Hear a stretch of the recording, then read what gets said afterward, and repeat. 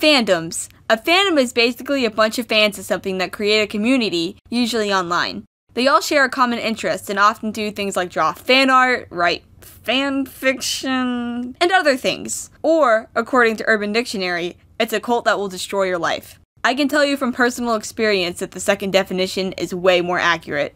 Now, I personally love fandoms. It's a place where you can interact with people and make friends with others who share a common interest. It's fun, especially when you're incredibly invested in the characters. And let me tell you, some people, like yours truly, are incredibly invested in the characters. Just take one look at my Instagram, it's basically all Hamilton. So, lovely viewer of mine, you may be asking, Kat, are you a part of any fandoms? Like I said before, I'm completely obsessed with Hamilton to the point where it's unhealthy. But this isn't my first dance with a fandom menace.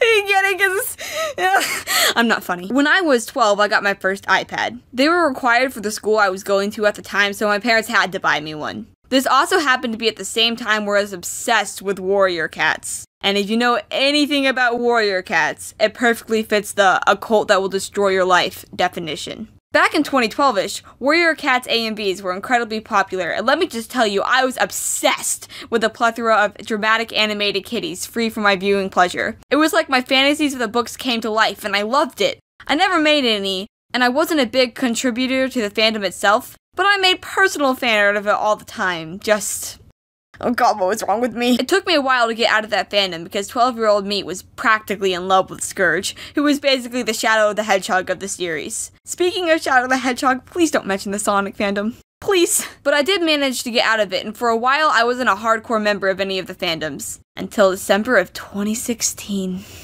So one of my friends played 10 seconds of the song and then turned it off, but my little heart did a flip-flop when I heard those mesmerizing 10 seconds. Whoa, wait!